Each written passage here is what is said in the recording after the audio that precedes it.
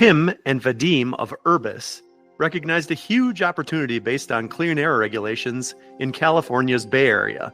As a result, they've become a very successful one-stop service provider of plumbing, AC, and electrical.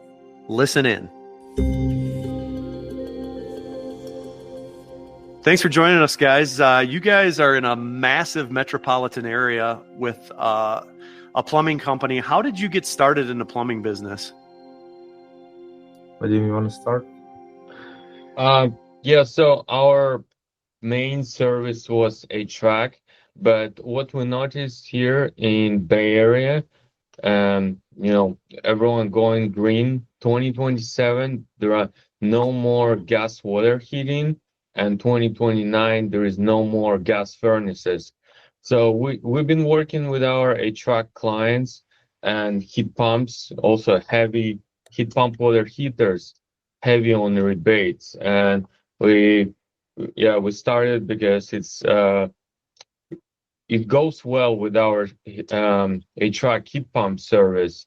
And yeah, that's how we started plumbing. So we started with heat pump water heaters, and we're doing like huge amounts. So you guys were doing HVAC work, and a little background for our listeners is you're in the Silicon Valley of California.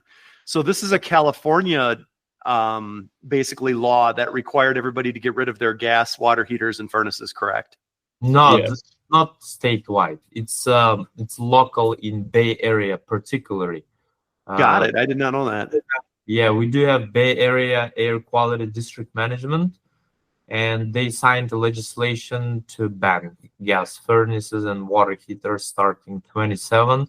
They already enforced some efficiency requirements, but starting 27, they should be with zero waste basically. Now that's an opportunity, I would assume, for you guys, right? If that all has to be out of there by 27. Yeah, it's huge opportunity, especially if you think of it this way. So I have 100 amp panel in my home. I'm gonna install heat pump. I'm gonna install heat pump water heater. I need new electrical panel. So that's how we started doing electrical too. So you saw an opportunity and you grabbed it, and then it just, with the HVAC side, were you just recognizing there was other work to be done? Is that kind of what you're saying? And then it kind of just moved into the plumbing, or were you planning on doing plumbing and HVAC combined the whole time? So we started. Let me tell you. Yeah, we started as AC guys. We tried to improve the service and provide more transparency for customers for them dealing with contractor. This was one of our kind of key difference. And down the road, we started working with more equipment, and now we found out that we became as energy company because we handle all the equipment that takes the majority part of energy bill. And right now, our mission, what we do is to help homeowners to install the HVAC, the water heaters, electrical panels, EV chargers, and to help them to install the best equipment with the best service, basically. So were you guys doing this just by yourselves to begin with? Yeah. Were you actually doing the service work and then it grew into something different? Yeah, just two of us. What year did you start? It was 2019. 2019. So you haven't been doing it that long, six years or so, and you've grown pretty quickly. Is that primarily because of, the stipulations in place to, swap out all this older, inefficient equipment or pollution driven equipment? Is that kind of the catalyst? No, I would not say that particular catalyst. This area is very competitive. I think there are two things. First, we did pretty good job, and when we started, we had like lower prices, so we provided much better quality for lower price in the very beginning. That was our kind of strategy. That's the reason I started working with Vadim. Vadim is the one who was actually going there and fixing the units and replacing the systems. And what I did, I was providing much better service. We are young, and we kind of learn faster, and we were just every day integrating new systems, better CRM, better pictures, better descriptions, and our customers, they felt kind of higher level of service, and not only the customer service, but of course the quality of the job itself. And then people started referring us, and we had, I think, pretty good marketing strategy, and all of that helped us. But then COVID came, and I think this is where what we did within the last 2 years before the COVID in 1920 just helped us, to grow. Because during COVID, everyone was at home, everyone needed upgrades, and this is where we got the opportunity. So how big are you guys now? You started with the two of you. What does it look like now? Just basically 5-6 years later. So we're planning to grow to 18 million this year. So it's mostly on heat pump, water heaters, and HVAC heat pumps. So and there's some electrical. So what we don't want to do, so our client to go to install the electrical panel, with someone else. We already done their heat pump water heater. We done their HVAC heat pump, and they need electrical panel. We can do electrical panel as well. Are you concerned about when the mandate for the switchover ends? Are you going to be more of a service driven company then, when you're not doing like these swap outs? What's the strategy for a few years down the road when everything is switched over? I feel like, so not everyone here has air conditioning, so everyone will need to switch to heat pump, right? 2029, your furnace breaks down, the most logical solution, just install heat pump. And I see a lot of opportunities here installing new HVAC systems with the heat pump. And also water heaters break down every 7 to 12 years, so they will need new heat pump water heater too. So that's our plan. Yeah. Also, Tim said something kind of interesting when you first started, that you took the approach like you wanted to be kind of the more cost-effective method, but then you kind of hinted that maybe you've changed direction a little bit on that, or did I not read you right on that? Yeah, we changed a lot. So since we started, we learned a lot. It's been a lot of learning since we started. Yeah. Are you guys a flat rate shop, or how do you determine rate structures, or is it kind of a time and material, or you bid the jobs, or? So right now, yeah, we have a price book. We set prices. We're using Service Titan. Yeah, right now we are more premium company, of course. So everyone kind of gets started. You feel like you almost have to price competitively to get your foot in the door, but you quickly learned that the service you're providing is good, that it should be worth a fair dollar. Is that kind of what made you realize that? Not only that, first of all, we got employees, we got trucks, we got the building, we got people. And when we were just two of us and like few more installers, it was a very different story. And Sure. We realized that we have to pay the bills and we have to price everything properly. However, I will say that we are still the best in price for the quality we provide.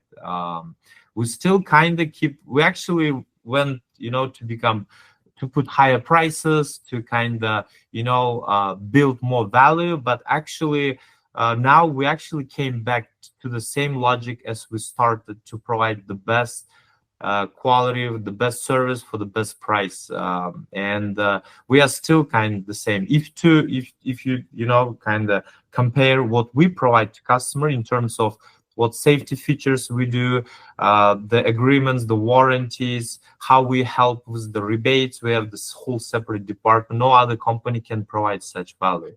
What was you guys' background? How did you even get started, and did you just learn through your own mistakes as far as pricing and how to do everything? What was your background before you did this?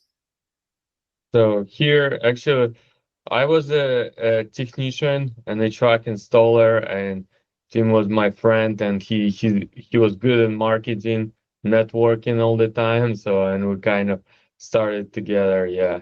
So it was a good partnership because you had the experience in the HVAC side and Tim had the experience in the marketing side. Speaking of marketing, what is the company name? Like, is there significance to that? Is that an acronym? What is the... This is a snow leopard.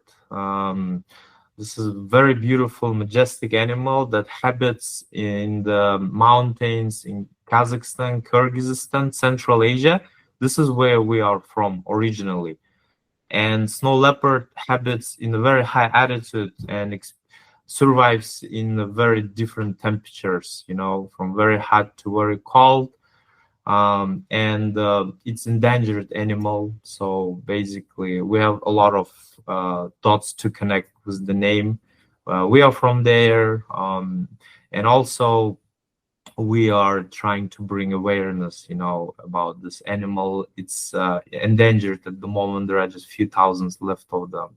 It's a strong and interesting and memorable logo too, though.